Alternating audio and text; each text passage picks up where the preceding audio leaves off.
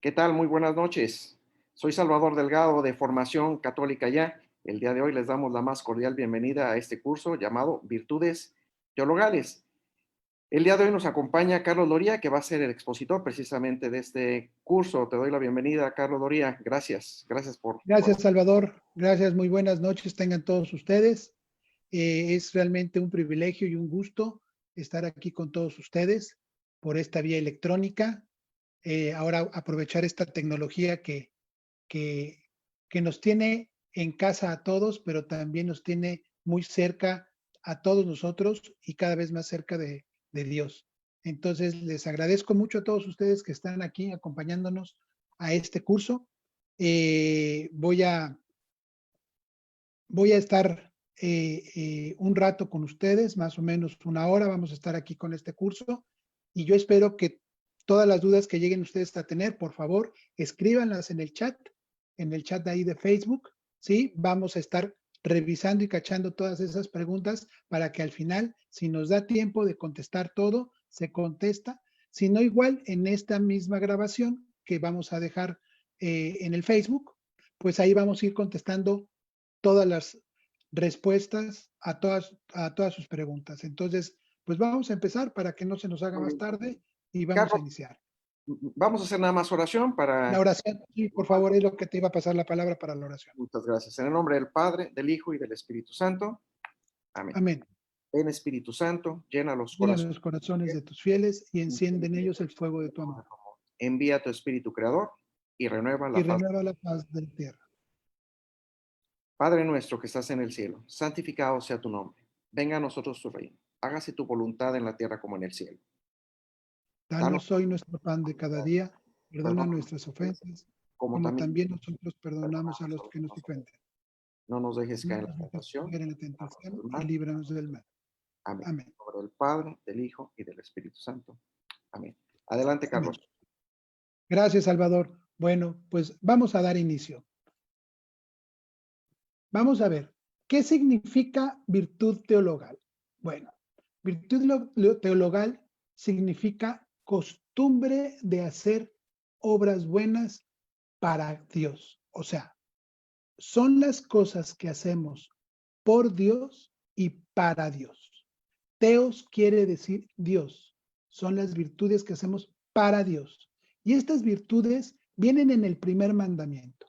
Este curso que estamos dando ahorita es un seguimiento al curso que ya tomamos del primer mandamiento, en donde vemos que el primer mandamiento es el amor a Dios. Amarás a Dios sobre todas las cosas, con todas tus fuerzas y con toda tu fe. Pues esta parte de las virtudes es lo que infunde nuestro Señor en ese primer mandamiento al momento de amarlo. Y esas virtudes son tres palabritas que nosotros ya las tenemos muy conocidas y desafortunadamente con estos medios electrónicos también son tres palabras que están muy mal utilizadas. La, la, las palabras son fe, esperanza y caridad. Estas tres palabras muchas veces las queremos humanizar y entonces entendemos algo por fe, entendemos algo por esperanza y entendemos algo por caridad de una manera humana, de una manera 100% material. Pero realmente estas virtudes son 100% espirituales para alcanzar a Dios y alcanzar realmente el premio que Él nos va a dar. Pues vamos a iniciar. Realmente vemos que estas virtudes son como unas semillas que Dios nos pone en nuestros corazones. ¿Cuándo nos las pone? En el bautismo. Desde la primera vez que recibimos al Espíritu Santo, Dios nos pone en nuestros corazones estas tres semillitas. ¿Y por qué Dios nos pone semillas y no nos da estas virtudes de lleno, listas para que nosotros las podamos empezar a practicar? Porque Dios nos pone la semilla para que seamos nosotros los que trabajemos en esa virtud. Es como una semilla de un árbol, pues nosotros sembramos, pero tenemos que cuidar, tenemos que alimentar, tenemos que estar abonando, tenemos que estar protegiendo y nutriendo esa semilla para que se haga una plantita y después se haga un árbol. robusto, grande, que realmente nos dé una sombra. Pues es lo que vamos a ver con estas 3 semillas. Vamos a revisar qué tan robusto está nuestra fe, qué tan robusta está nuestra esperanza y qué tan robusta está nuestra caridad.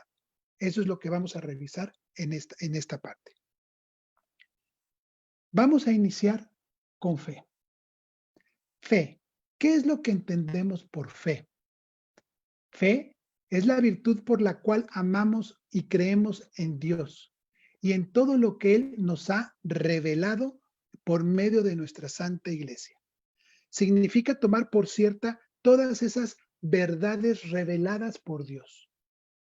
Ojo, hay una palabra aquí. Todo lo que Él nos ha revelado es lo que Dios nos ha revelado.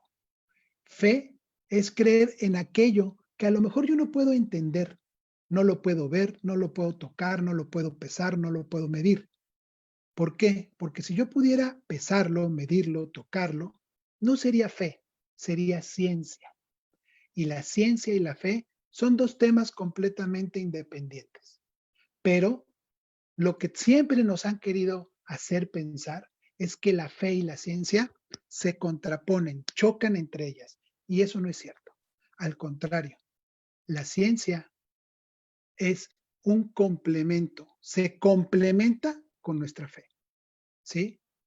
Vamos, es un poquito difícil explicar lo que es fe, ya que, como les digo, es algo que no podemos ver, no podemos tocar, no podemos sentir y muchas veces no podemos entender. Entonces, explicar qué es la fe, es como si yo ahorita quisiera explicarle a un ciego de nacimiento cómo es el cielo, explicarle cómo es el sol, explicarle cómo son las nubes. Pues aunque yo me mate tratando de explicarles a un ciego de nacimiento, pues nunca va a poder realmente entender y sentir lo que es una nube, lo que es el sol, lo que es las estrellas, porque nunca las ha podido ver. Pues igual, es un poco complicado explicar la fe a mucha gente cuando son ciegos de nacimiento o cuando se han vuelto ciegos. Entonces, todas estas personas que son ciegas, pues siempre nos quieren poner a la ciencia por enfrente para rebatirnos nuestros dogmas de fe. Bueno, pues lo que voy a tratar de explicarles ahorita es fe, pero visto desde un método científico, visto desde la parte de la ciencia. Y muchas veces nos dicen, bueno, ¿y qué puede saber la iglesia de ciencia, no? La iglesia, ¿qué puede saber? O sea, la iglesia ahí nomás se la pasan rezando, están ahí con sus rosarios, en las misas, y ellos, ¿qué pueden saber de ciencia? Bueno, vamos a ver primero si la iglesia conoce de ciencia. Dentro del largo de la historia vamos a ver qué tanto conoce la iglesia de la ciencia. Y vamos a empezar con unos padres de la ciencia como Gregor Mendel, el padre de la genética.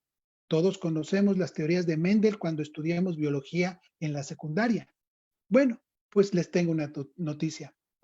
Él fue un monje agustiniano, parte de la Iglesia Católica. O sea, un monje es padre de la genética, padre de toda la revolución que es nuestra vida, ¿no? Otro padre de la ciencia es Roger Bacon. Roger Bacon es el padre del método experimental. Gracias a él, hoy por hoy, se hacen todos los experimentos, las pruebas, ver si es falso, es verdadero. Gracias a él, todo ese método experimental hoy está funcionando para encontrar una cura al coronavirus. Por esos métodos experimentales. ¿Gracias a quién? Al padre del método experimental, que es Roger Bacon. Y justamente fue un monje franciscano, también un miembro de la Iglesia Católica. Vemos también, para todos los que nos sigan y que sean de la Ciudad de México, los que hemos sufrido esos grandes temblores que sacudieron, y la gente que también, si nos sigue alguien desde Tabasco, pues hace unos años también se vivió un terremoto muy fuerte ahí. Y tenemos ahí a otro sacerdote italiano que fue el creador y el inventor de la escala alternativa a la de Richter, que es con la que se miden los temblores, que es la escala de Mercalli, ¿sí? Giuseppe Mercalli, lleva su nombre, la escala, es un método alternativo del estudio volcánico y del estudio telúrico de todo el movimiento de la Tierra. Tenemos en cuarta, pues al padre de la teoría atómica, al que el que ha dado ese boom a la humanidad, a la historia, pues guerras atómicas, ¿verdad? Ese padre de la teoría atómica, ese quien descubrió, pues justamente fue otro miembro de la iglesia de la orden de los jesuitas. No sé si ustedes sepan quiénes son los jesuitas. Hoy actualmente hay un jesuita muy, muy popular en nuestras vidas. ¿Quién? El Papa Francisco. El Papa Francisco es de esta orden de los jesuitas. Y es uno más que es un padre de la ciencia. Pero hay alguien que estoy casi seguro que ahí sí, todos ustedes saben quién es. ¿Quién? ¿Cómo se llama esa teoría que se escribió para el descubrimiento de la creación del universo? Es correcto, es el Big Bang. ¿Y quién escribió la teoría del Big Bang? Que es la que siempre nos quieren tirar a nosotros al decir que Dios creó el universo. Nos dicen, no es cierto, el universo se creó por medio, ahí está la teoría del Big Bang, donde explica cómo se creó el universo y qué es lo que explica la teoría, así a muy grosso modo, pues que en fracciones de segundos explotó un átomo y creó el 98% de lo que hay en la materia.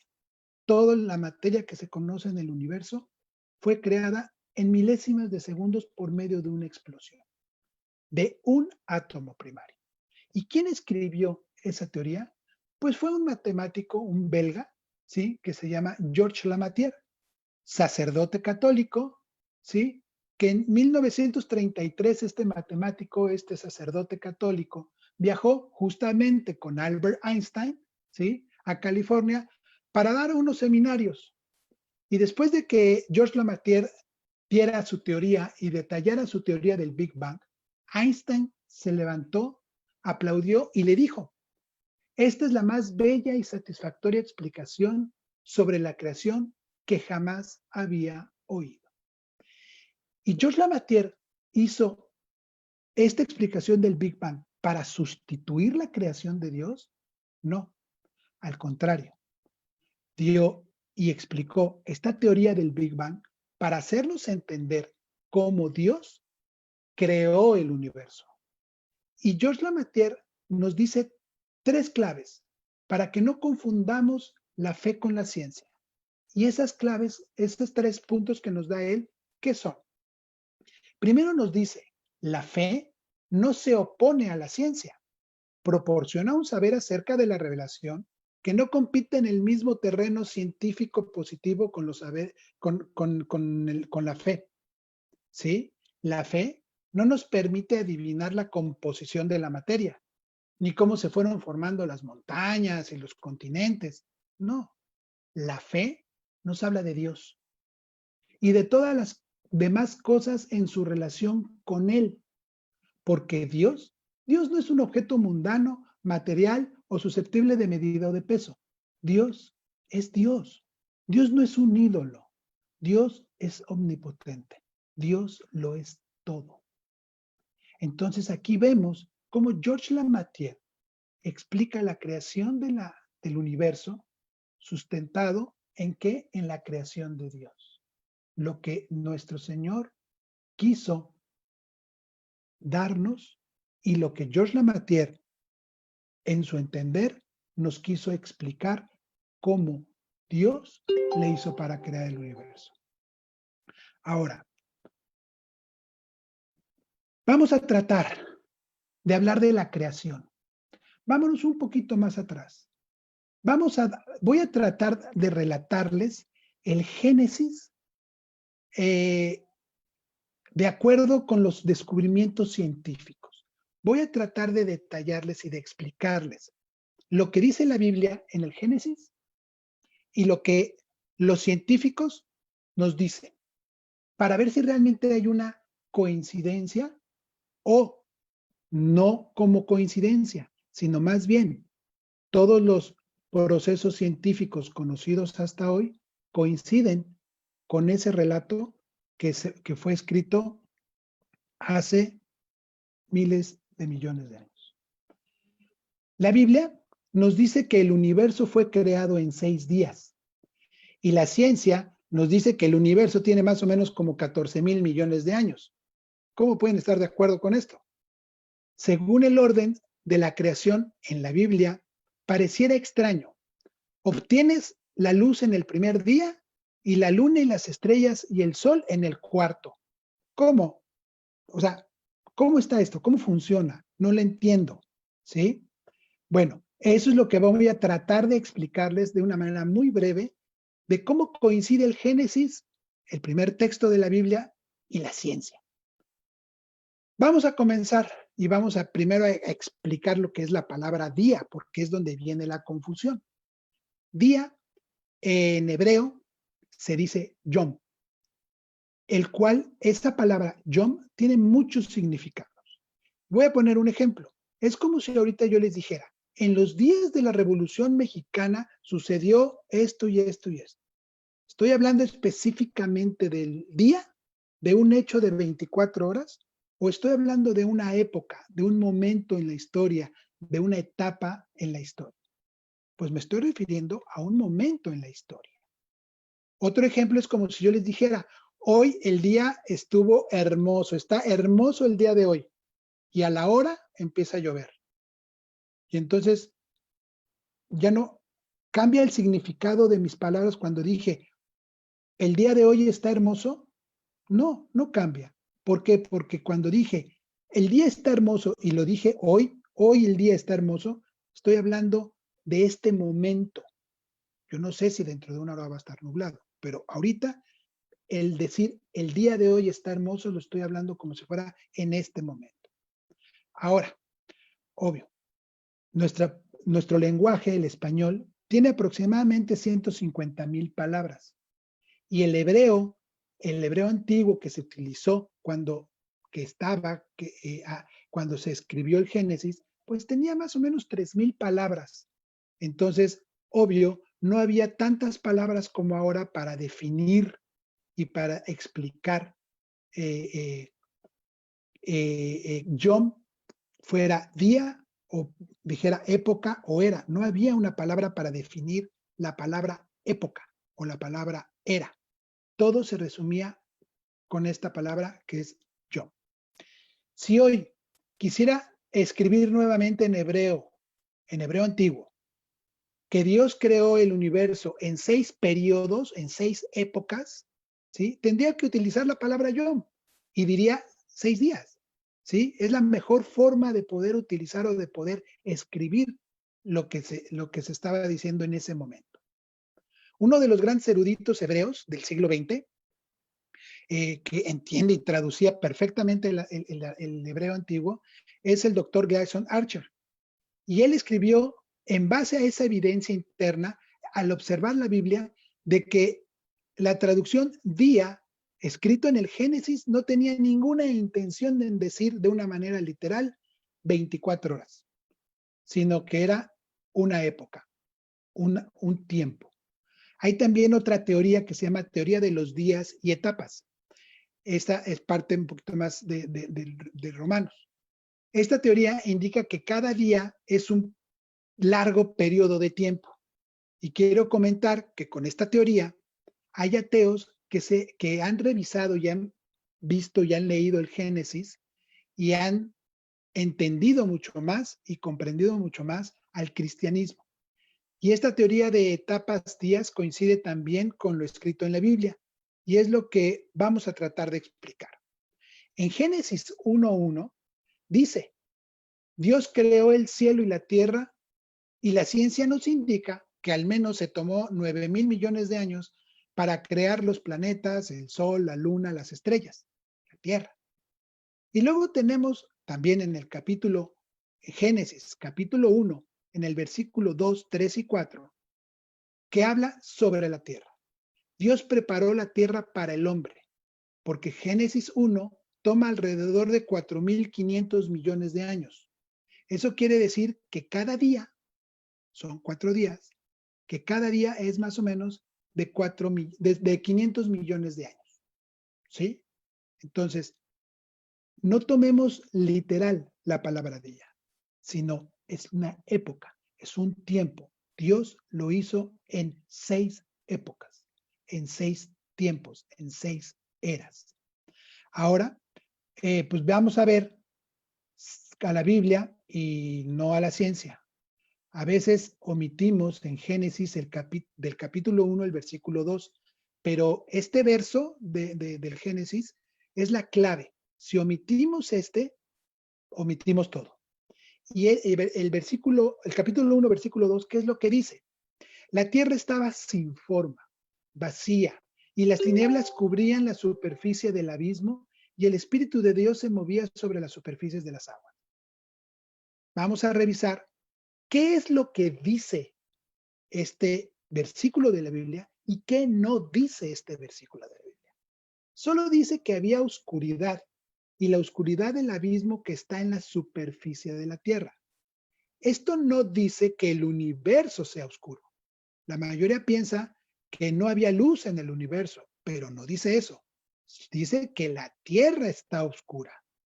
Ahora, si regresamos a donde se dice que la tierra no tiene forma y está vacía y completamente cubierta de agua, si pudiéramos regresarnos y volver a la tierra 4.500 millones de años atrás, cuando se formó por primera vez, pues esta definición, dicen los científicos, no lo digo yo, dicen los científicos que sería la descripción perfecta. La tierra no tiene forma, está vacía, cubierta de agua y está oscura. ¿Pero por qué está oscura? O sea, si ya se creó el universo, al momento que Dios creó el universo, que creó la tierra, creó el sol, creó las estrellas, creó la luna, creó todo junto. Pero, ¿por qué no hay sol? ¿Por qué no hay lunas? ¿Por qué no hay estrellas?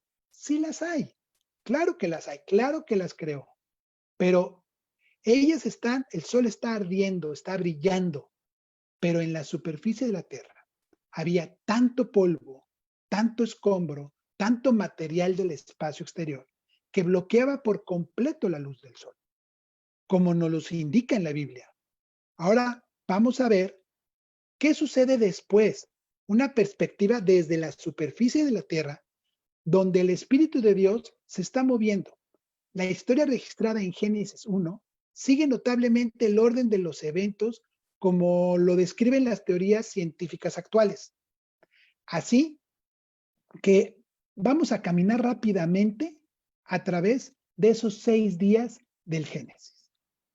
El día 1, que haya luz, y hay luz. ¿Dónde está la luz? Ya vimos que sobre la superficie de la Tierra, de modo que la atmósfera anterior cambia de estar completamente oscura a lo que llamamos translúcido. Permite que la luz llegue a través. Entonces, todo ese polvo y esa basura del espacio exterior va a comenzar a asentarse. Y en la Tierra vamos a ver luz y oscuridad. Vamos a poder ver día y noche, pero nunca vamos a poder ver todavía el sol, la luna y las estrellas, porque todavía hay polvo. Imagínense que es como si estuviera nublado. Pues si está nublado, sí, al menos aquí en Cancún, acabamos de pasar unos días que está nublado, sabemos que es de día porque vemos que hay luz de día, pero no vemos el cielo y no vemos nada porque está cubierto completamente de nubes. Pues exactamente es lo mismo que estaba pasando en ese momento. Estaba todavía mucho polvo, mucho basura espacial y ya se veía que había luz, pero no se podía ver el sol o las estrellas. En el día 2, Dios separa las aguas de arriba con las aguas de abajo. ¿Cuáles son las aguas de arriba? Las nubes. ¿Cuáles son las aguas de abajo? Los océanos. Y justamente en este momento la Tierra va a empezar a tener atmósfera. Justamente en este momento va a tener atmósfera. Y entonces en ese momento Dios crea en el tercer día, dice que se reúnan en un solo lugar las aguas que están bajo el cielo y que aparezca el suelo firme. O sea, empieza a surgir los continentes, la Tierra. La Tierra va emergiendo y va creciendo, va saliendo de los océanos. Y es cuando empieza a salirse esos cuerpos secos que hoy les llamamos tierra. Y ahora sí, viene el cuarto día, donde muchas veces traemos ese conflicto. Y ese día es que el sol y la luna y las estrellas aparezcan, que los astros del firmamento del cielo para distinguir el día y la noche y todos, y se puedan señalar todas esas fiestas y todos esos días y se puedan medir los años. Es correcto. Ese polvo ya bajó, ya descendió y entonces ahora sí, en el cuarto día, en la cuarta época, en la cuarta etapa, en la cuarta era, podemos ver el sol, la luna, las estrellas. Y con ellas vamos a poder empezar a registrar el tiempo como se inició en un principio, cómo empezaban a medir el tiempo con el movimiento de los astros. En el día 5, ¿sí? Creó la vida marina y las aves. Sabemos, todos los que ya estudiamos un poquito de biología en secundaria, sabemos que la vida en la Tierra inició en el mar, inició en el agua. La vida, la primera vida que hubo en este planeta fue en los océanos. Fue donde empezó a llenarse de una multitud de seres vivientes, ¿sí? Y también empezaron los pájaros, empezaron a venir todas las aves. Y en el sexto día, Dios crea todos los animales terrestres, todos los seres vivos. Y ojo, al final, los humanos.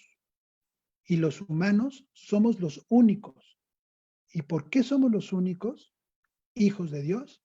Porque somos los que tenemos un espíritu que puede estar en comunión con Dios, que nos hace, ¿qué nos hace ser únicos como humanos? ¿El lenguaje? No, porque actualmente con investigaciones han visto que los delfines se pueden comunicar, tienen un cierto tipo de lenguaje. El manejo de herramientas, pues no, porque vemos que monos, simios, chimpancés, saben utilizar herramientas simples.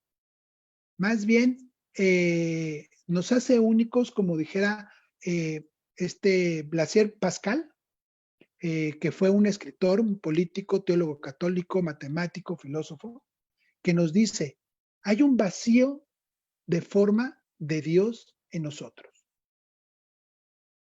que solo Jesucristo puede llenar. Y Dios crea a los humanos de manera única porque por eso somos lo último que creó, para hacernos semejantes a Él. La ciencia nos dice eso. No ha habido ningún cambio desde que el ser humano llegó a este planeta. Fue la última creación y la más grande, la de Dios y el ser humano. Y la ciencia hoy confirma que estas 6 épocas que nos dice el Génesis coinciden perfectamente con la evolución que ha tenido este planeta. Entonces, podemos definir que el orden de la creación escrito en el Génesis, visto desde un punto de vista científico, es perfecto. Y con esto vemos y reafirmamos que lo que creemos por una verdad revelada por Dios, que es en el Génesis, es cierto. Hoy la inteligencia del ser humano ha podido comprobar lo que por millones de años creemos. ¿Por qué? porque Dios nos lo reveló. No necesitábamos una prueba, pero bueno, la evolución nos da la inteligencia para confirmar lo que Dios siempre nos ha dicho. Otra forma de fe son los milagros eucarísticos. Cuando vamos a comulgar, muchas personas piensan que pues es un signo, que es, pues ahí nos levantamos a comer la hostia ahí, pues cuando van todos como borreguitos, pero no entendemos realmente que estamos recibiendo el cuerpo de Cristo. Podemos ver en el momento de la consagración, en el momento en que el sacerdote impone sus manos en el pan y el vino, en ese momento desciende el Espíritu Santo. En ese momento Cristo se hace presente en el pan y en el vino para que nosotros lo podamos recibir y estar en comunión con Él. Bueno, ¿lo podemos ver que se convierte en carne? No. Cuando comulgamos por las dos especies, ¿el vino nos sabe a sangre? No. Pero mi fe me dice que ahí está mi Señor, que ahí está Jesús Eucaristía. Entonces, la gente no lo cree porque no lo ve. Pues ahora voy a hacerles una breve presentación de milagros eucarísticos de este siglo. En 1996, para ser exactos, el 18 de agosto, en una iglesia católica en Argentina, ahí ven la foto de la iglesia, una mujer que acababan de comulgar le dijo al sacerdote que encontró una hostia que le habían dejado atrás en un candelabro. El sacerdote pues no sabe si esa hostia está profanada y el proceso que se debe de seguir es poner esa hostia en un copón con agua para que se disuelva y esa agua que ya está disuelta, esa hostia por completo, se deposita en un jardín para que regrese a la tierra. Ese es el proceso y se guarda, obvio, pues en el sagrario, en el tiempo en el que se está disolviendo. Y eso fue lo que hizo el sacerdote. Agarró esa hostia, la guardó y no tuvo ningún problema. Eso fue el 18 de agosto. El 26 de agosto, al abrir el sagrario para revisar ese copón y hacer ese procedimiento que les estoy diciendo, se encuentra que esa hostia se ha convertido en una sustancia sanguinolienta, un pedazo como de carne. Y entonces le informan al cardenal de Argentina en 1996, pues el cardenal de Argentina, Jorge Bergoglio, pues hoy lo conocemos, ¿verdad? Hoy lo conocemos y se llama el Papa Francisco. Es el Papa Francisco, el cardenal que en ese momento estaba en Buenos Aires, en Argentina. Y entonces le informan y él da instrucciones de fotografiarla, pero pues no con nuestro celular, sino de fotografiarla de una manera profesional, ¿sí? Y volverla a guardar en el sagrario.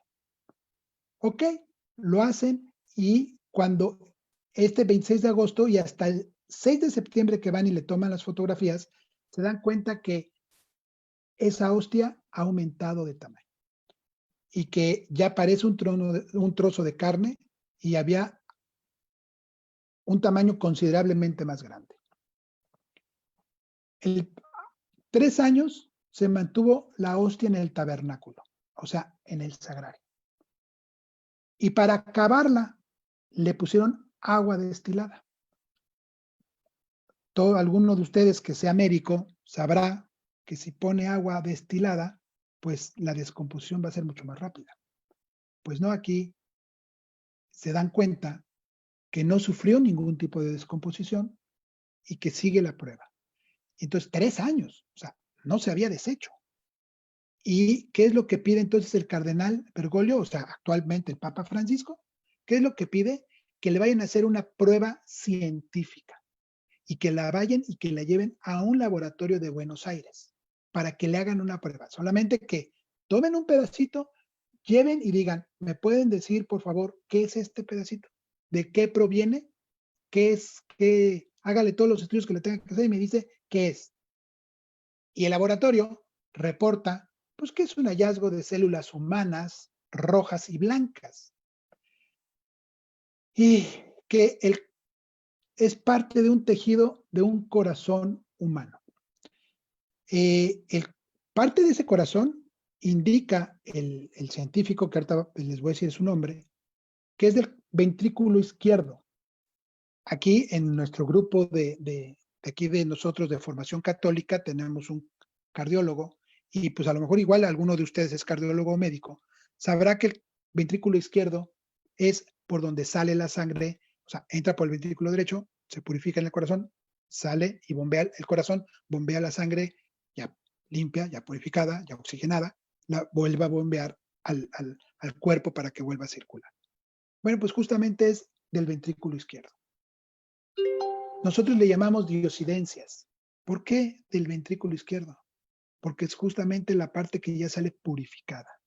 Y cuando nosotros vamos a comulgar, ¿qué es lo que hace Jesús con nuestras almas? Nos purifica. Entonces, son diosidencias. O sea, Dios no se equivoca. Dios cuando hace las cosas las hace bien.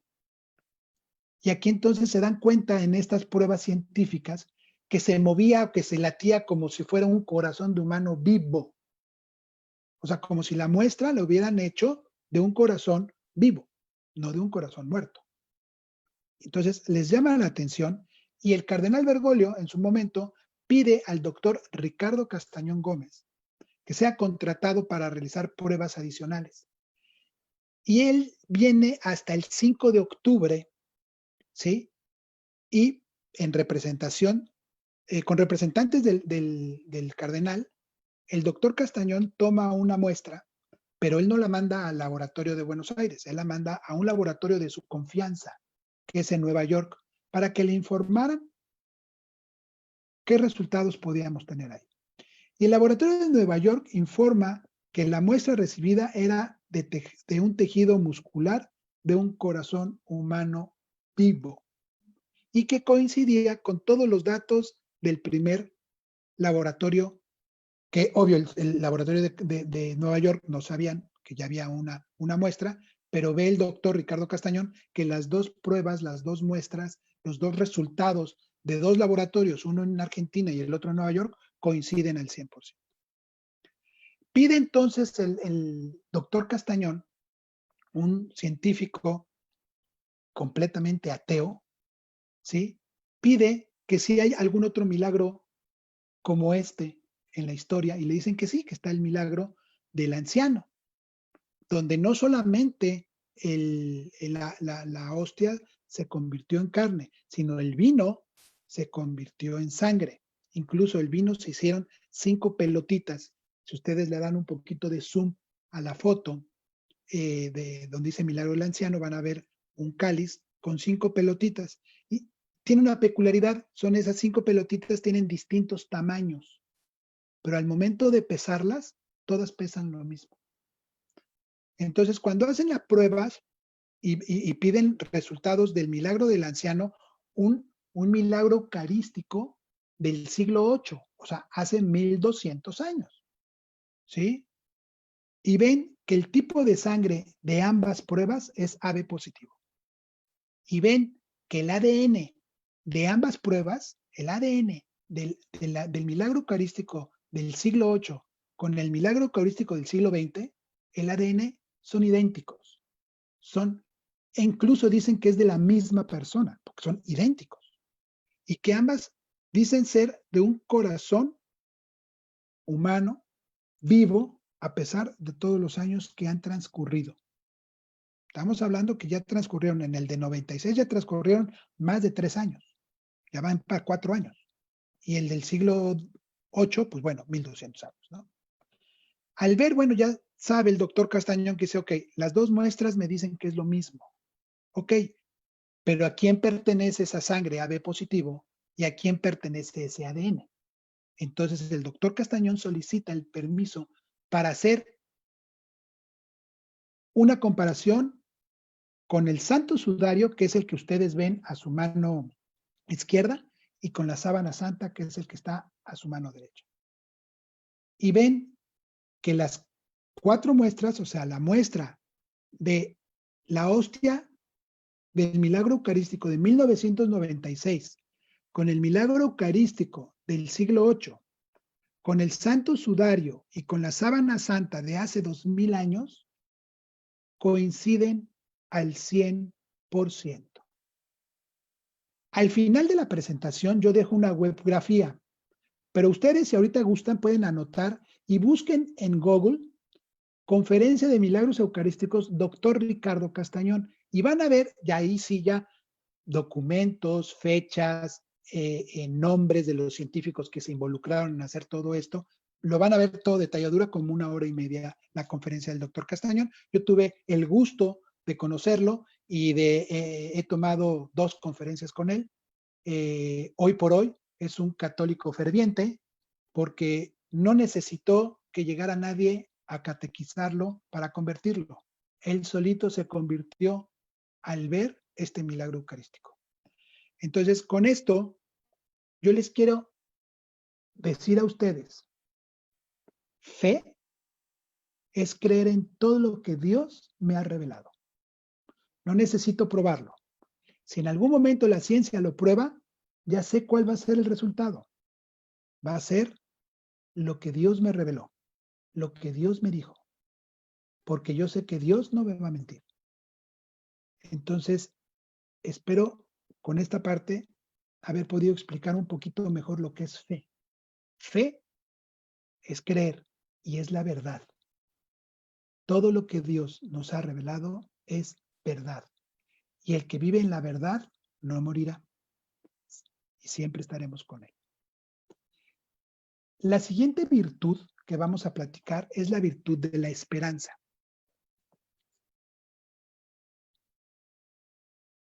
Aquí les pongo un slide antes de entrar a la esperanza. Poca ciencia nos aleja de Dios. O sea, la gente que no sabe mucho de ciencia siempre nos quiere alejar de Dios. Pero realmente la gente que tiene y que sabe mucho de ciencia, los científicos realmente, hoy por hoy, no hay una sola prueba científica que pueda decir que Dios no existe. Al contrario, hoy, cada vez que hay más y más y más y más pruebas, se dan cuenta que hay un creador, hay un Dios que es el que hizo todo. Entonces, ahora sí, vamos a entrar a lo que es la virtud de la esperanza. La virtud de la esperanza es por la cual aspiramos al reino de los cielos y a la vida eterna. Y a través de ella estamos seguros de que Dios nos va a premiar con los goces del cielo en la otra vida. Ojo, ojo, si en esta hacemos todo lo que Él nos ha pedido. ¿Y qué nos ha pedido Dios que hagamos en esta vida? ¿Que estemos metidos en la iglesia todo el día? No creo. ¿Que hagamos 20 rosarios diarios? No creo. ¿Que cada vez que nos portemos mal saquemos el cinturón y nos metamos unos flagelazos? Tampoco creo. Eso no nos pide Dios. Dios solamente nos pide una cosa. Y es algo bien sencillo, pero es algo que depende 100% de nosotros. Dios nos pide que abramos la puerta y lo dejemos entrar a nuestras vidas. Lo dejemos participar en mi día a día. ¿Y cómo lo voy a hacer participar en mi día a día? Pues en las mañanas, cuando despertamos, pues, ¿qué es lo que hoy utilizamos como despertador? Pues el celular, ¿no? Y el celular suena, lo apagamos. ¿Y qué es lo primero que hacemos? Ya los estoy viendo. A ver quién chateó, quién mandó WhatsApp, quién mandó un Facebook, a ver si Formación Católica ya publicó la oración. Qué bueno que fuera eso, ¿no? Que agarren para eso el Facebook. Pero lo primero que hacemos en el día no es darle las gracias a Dios, no es invitarlo, no es decirle buenos días, Padre mío, gracias por un día más de vida. Gracias por permitirme abrir los ojos. Gracias por permitir a mi familia estar cerca de mí. Por regalarme un día más con mis seres queridos. No le damos las gracias. Y cuando vamos y ya nos vamos con las prisas y todo, ya nos vamos a sentar a comer, Llegamos y nos sirven y al ataque, rintintín, a comer, se ha dicho. Y le damos gracias a Dios por esos alimentos. Le damos un Padre Nuestro, le decimos, Señor, gracias por estos alimentos, gracias por el trabajo, gracias por el sustento que hoy me pones en la mesa, que te pido por favor que a toda la gente que no lo tiene, se lo hagas llegar. Y si yo puedo hacer algo, hacerlo por mis hermanos. Le doy gracias, lo invito a la mesa con nosotros. Mucha gente sí, mucha gente no. Y en la noche cuando ya nos vamos a dormir, ¿qué tal? ¿Estamos con el celular? Bueno, ahí ni parpadeamos, ¿verdad? Ahí ni decimos nada. ¿Cuándo apagamos el celular? Híjole, cuando se le acaba la pila y entonces ya lo tengo que conectar y ya me voy a ir a dormir. Pero cuando me voy a dormir, le doy gracias a Dios por ese día que transcurrió. Le rezo un Padre Nuestro, un Ave María, un credo. Bueno, el angelito de la guarda, que a lo mejor todavía me acuerdo de cómo va, ¿no? Le rezamos, le damos gracias a Dios por ese día. Muchos sí, pero muchos no. Y entonces estoy invitando a Dios. Y entonces llega el domingo y voy a misa y así como que, hay que ir a misa. Aguántame, hoy hay partido. Hoy juegan los Pumas, dame chance. O juega el América. Bueno, yo no lo veo, pero pues, juega el América, dame chance. O aquí en Cancún que decimos, no, espérame, nos vamos a ir a la playa en la mañana. O lo dejamos para la tarde, ¿no? O si no, oye, espérame, es que nos invitaron a desayunar los amigos, la familia, los compañeros del trabajo. Vamos en la tarde, ¿no? Pero pues ya en la tarde ya andamos medio servidones y ya tampoco vamos a misa, ¿no? Y cuando llegamos a ir es porque realmente ya traemos el jalón de orejas y traemos ya el que ya, pues ya tenemos que ir. Pero cuando vamos a la misa, ¿realmente vamos a misa?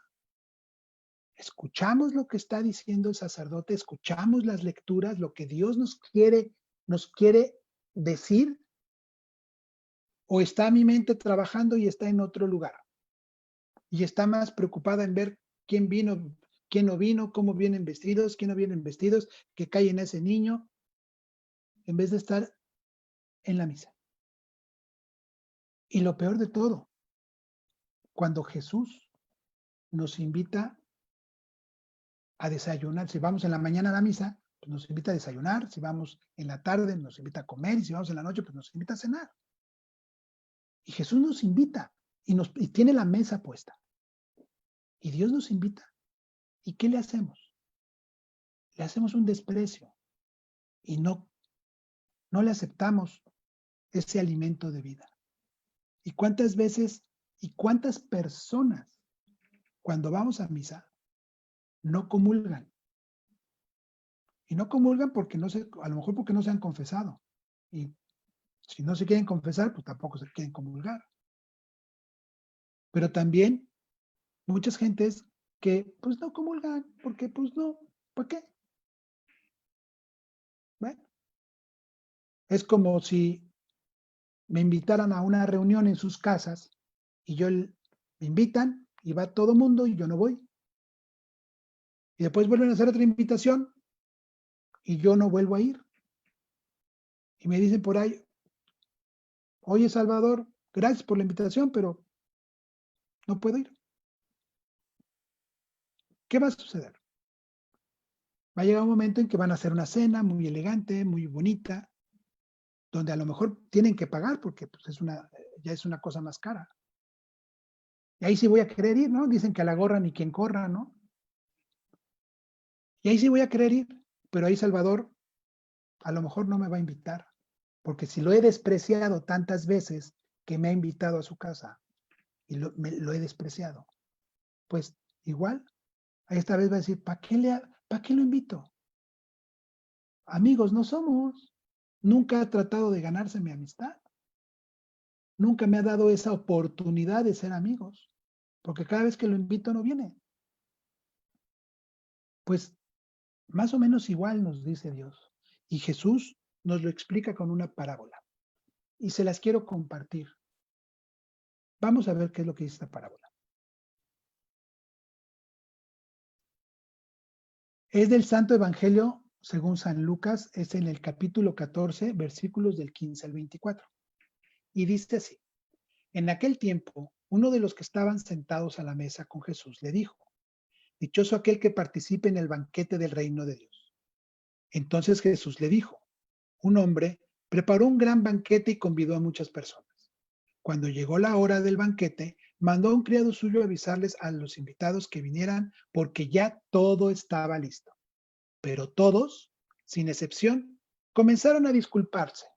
Uno le dijo: compré un terreno y necesito ir a verlo. Te ruego que me disculpes. Otro le dijo: compré 5 yuntas de bueyes y voy a probarlas. Te ruego que me disculpes. Y otro más le dijo: acabo de casarme y por eso no puedo ir. Volvió el criado y le contó todo al amo. Entonces el señor se enojó y le dijo al criado: sal corriendo a las plazas y a las calles de la ciudad. Trae a mi casa a los pobres, a los lisiados, a los ciegos y a los cojos. Cuando regresó el criado le dijo: señor, hice todo lo que ordenaste y todavía hay lugar. Entonces el amo respondió: sal a los caminos y a las veredas, insístele a todos para que vengan y se llene mi casa. Yo les aseguro que ninguno de los primeros invitados participará de mi banquete. ¿Quiénes son los primeros invitados para el banquete de Dios? Pues los que estamos bautizados, los que estamos con primera comunión, los que estamos confirmados, somos los primeros. Y tenemos esas 3 grandes bendiciones y no vamos. Pero eso sí, cuando yo me muera, voy a ir a tocar la puerta y le voy a decir: ¿quién me va a abrir? Pues San Pedro, ¿no? Pobrecito es el que dicen que le dejaron las llaves, ¿no? Voy a llegar y voy a decir: ya llegué, San Pedro. Van a decir: está bien. ¿Quién eres tú? Pues yo soy Carlos. Déjame, espérame. Va a sacar su lista y va a decir: Carlos, Carlos, Carlos. Carlos, no estás. ¿Cómo que no estoy? ¿Por qué no estoy, San Pedro? Si yo siempre he sido bueno, nunca hice nada malo, nunca me porté mal, nunca hice algo incorrecto. ¿Por qué no voy a estar? Porque nunca buscaste a Jesús. ¿Cuántas veces te invitó a participar del pan y tú lo rechazaste? ¿Cuántas veces lo ofendiste y no le fuiste a pedir perdón por medio de la confesión? Ay, espérame, San Pedro, pues no te me pongas tan bravo, digo, aguántame, ¿no? O sea, y me va a decir: pero es que tú has matado, Carlos. Ah, espérame, aguántame, San Pedro, pues ¿cómo dices que yo he matado? ¿Por qué me dices eso? Yo nunca he matado a nadie. Y me dice: ¿seguro? Así me va a preguntar: ¿seguro que nunca has matado? Claro, yo nunca he matado a nadie. ¿Y qué tanto has hablado mal de tu prójimo? ¿Qué tanto has criticado? ¿Qué tanto has maldecido? Porque matar no quiere decir que le quitas la vida a una persona. Matar, puedes matar a una persona verbalmente. Recordemos que no pecaremos de pensamiento, palabra, obra u omisión. Y entonces, con la lengua estamos matando. Y muchas veces es más peligrosa la lengua que una pistola, porque podemos destruir la vida de una persona. Entonces sí estamos pecando, entonces sí traemos pecados durísimos. ¿Cómo voy a entrar al cielo? Seguramente mi amadísima madre va a estar por ahí, nuestra Virgen María. Va a estar por ahí y le va a decir: a ver, Pedro, espérate, déjame entrar a Carlitos.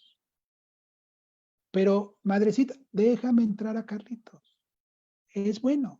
Ahí me hizo un rosario cuando tenía como 15 años. Mal hecho, pero ahí me lo hizo. Ay, dale chance, déjamelo entrar. Ok. Hazle una pregunta sencilla. Sencillita para que ya déjamelo entrar. No me lo haga sufrir. Pues nosotros, como buen mexicano, ¿qué le voy a decir? A ver, San Pedro, dile que no a la mamá del jefe. Pues no puedes, ¿verdad? Entonces San Pedro va a decir, ok, te voy a hacer una pregunta, súper sencilla. Si me la contestas, entras. Si no me la contestas, no entras. ¿Va? Échamela, San Pedro. Va. Ok. Dime los 10 mandamientos en orden. Cómo me encantaría verles las caras a todos ustedes. ¿No sabemos los 10 mandamientos en orden? Y no matarás no es el primero, ¿eh? De una vez se los digo. O sea, ¿me lo sé? Si no conozco mis mandamientos, ¿cómo sé si estoy pecando o no? ¿Cómo sé que soy digno de entrar en el reino de Dios? Si en esta vida, si aquí, que es donde puedo hacer las cosas para estar bien en la otra vida, no hago nada.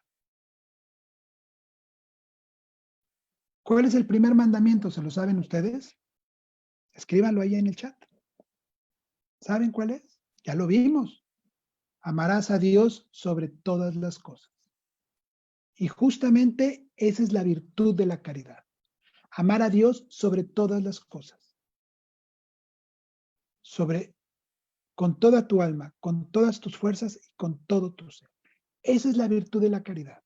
Y la dejo al final. ¿Por qué? Porque esta es la virtud más compleja. Si yo no amo a Dios, ¿cómo le voy a creer? O sea, ¿cómo voy a cultivar mi fe? Si yo no amo a Dios, ¿cómo voy a tener la esperanza de estar con Él el día que yo ya me muera?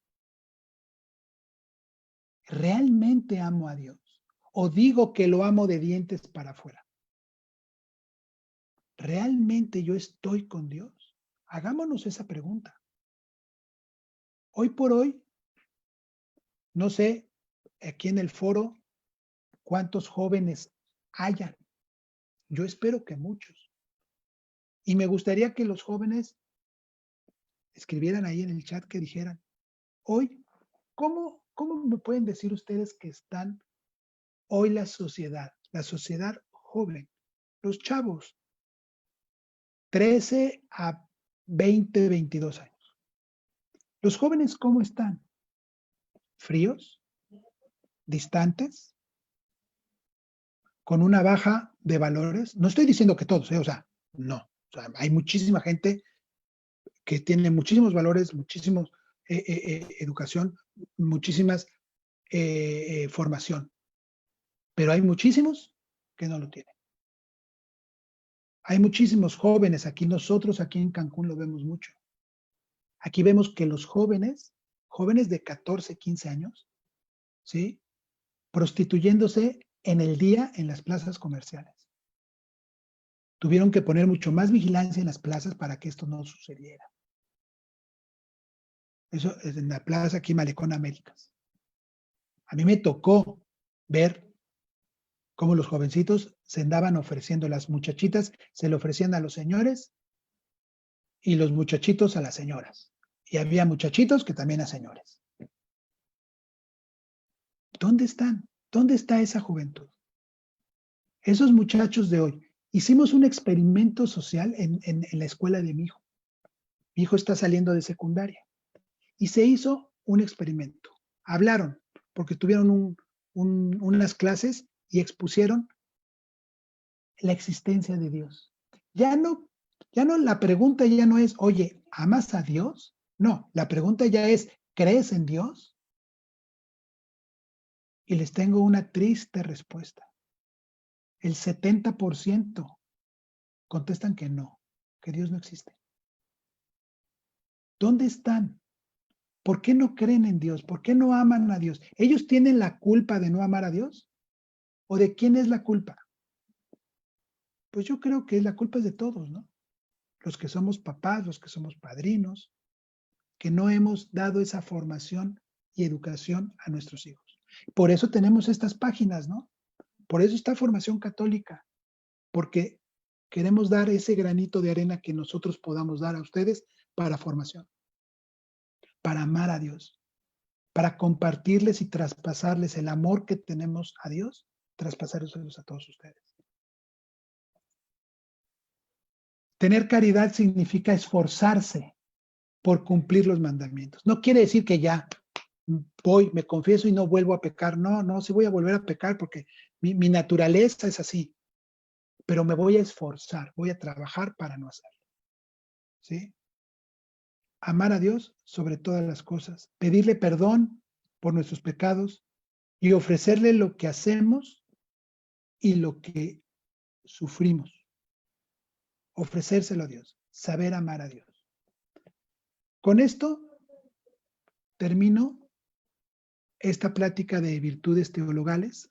Yo espero haber sido lo más claro posible, espero que les haya gustado a todos ustedes. Les dejo aquí la webgrafía, pueden sacarle foto, un pantallazo o algo. Ahí van a ver los 6 días de la creación.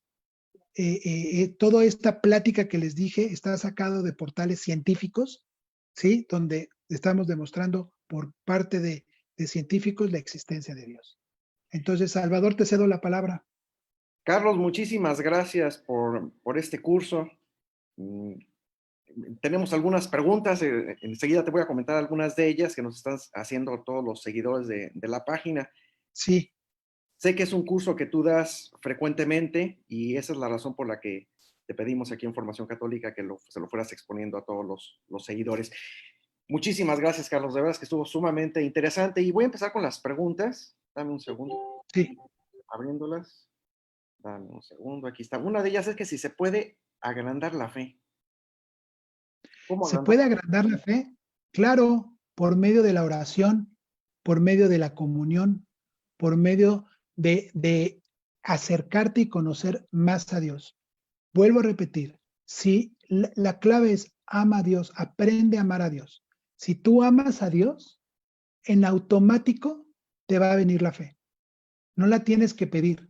Dios te la va a regalar, te va a abrir, te va a quitar esa venda de los ojos y en tu corazón vas a sentir esa fuerza de Dios en ese momento. Pero hay que amarlo. Lo primero que tenemos que hacer es aprender a amarlo. ¿Y cómo lo amamos? Realmente la fe es una Conociéndolo. gracia, ¿no, Carlos? Perdón, La fe es una gracia. la fe es una gracia, es un don que Dios nos da, Claro. ¿sí? Y es una gracia. Gracia viene de la palabra haris, que es poder. Es el poder que nos da Dios por amarlo.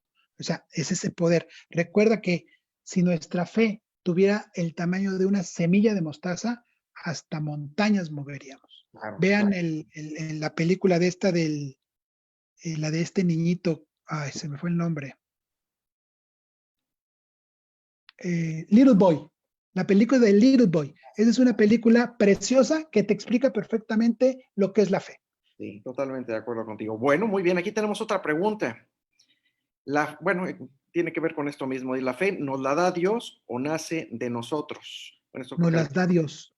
Nos las da Dios como una semilla y queda de nosotros, es nuestra obligación alimentarla, hacerla crecer y hacerla cada vez más grande. Dios nos pone la semilla, pero nosotros tenemos que buscar el cómo hacerla crecer. muy bien, muchas gracias. Tengo aquí otra pregunta. Dice, ¿el amor de Dios es lo mismo que la caridad?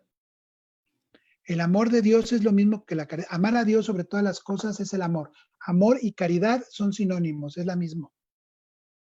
Muy bien, muchas gracias. Caridad, perdón, caridad no me refiero caridad a ir a darle 5, 10, 15 pesos, 20 pesos, 50 pesos al pobre, no. Eso, si haces eso por amor a Dios, sí, eso sí es caridad. Pero si lo haces por quedar bien con alguien, eso no es caridad, es un acto altruista 100%.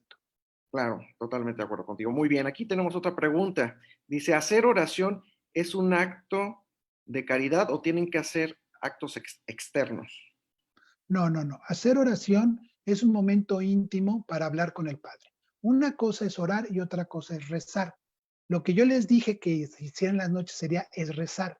Vamos a rezar un Padre Nuestro, un Ave María y un credo. Eso es rezar. Sí, Orar es estar en un momento íntimo con Dios, platicarle mi día, platicarle mis problemas. Es mi mejor amigo. Y yo le puedo hablar a mi mejor amigo y decirle, ayúdame, aconséjame, dime cómo me muevo, acercarme a él, pedirle el consejo, porque sin él yo solo no puedo. Las fuerzas vienen de Dios, no vienen de nosotros. Muchas gracias, Carlos. Tengo otra pregunta más. Estamos teniendo mucha interacción. Dice aquí, Qué ¿es bueno. pecado no poner atención en misa? No, no es, bueno, no es que sea pecado. Si te distraes y no traes esa educación de estar en misa, no es que sea pecado, pero trata de poner atención, ¿sí? Y confiésalo, porque el tercer mandamiento es santificarás las fiestas. Y el santificar las fiestas es ir a misa, justamente. Entonces, si voy a misa y voy como tipo misa de difunto, ¿saben cuál es la misa de difunto? De cuerpo presente. O sea, la mente la traigo en otro lugar. Y nomás voy así, nomás véanme, aquí estoy. Pues el ir y el no ir es exactamente lo mismo. Si yo fui a misa para checar tarjeta y mi esposa o mi esposo no me estén dando lata, eso es como si no hubiera ido. Es exactamente lo mismo como no ir. Claro. Pues muy bien, Carlos. Pues prácticamente serían todas las preguntas que tenemos. Vamos a cerrar, si te parece bien, Sí, claro que sí. en el nombre del Padre, del Hijo y del Espíritu Santo. Amén. Te damos gracias, Señor, por todos tus beneficios, a ti que vives y reinas por los siglos de los siglos. Amén. Cristo Rey nuestro, Venga tu reino. Virgen Prudentísima María, Reina de los Apóstoles. Ruega por nosotros. Muchísimas gracias por todo, Carlos. Nos vemos. Buenas. Gracias, gracias a ustedes, que tengan todos una excelente noche y gracias por habernos visto y síganos porque tenemos mucho más cosas para todos ustedes en esta página.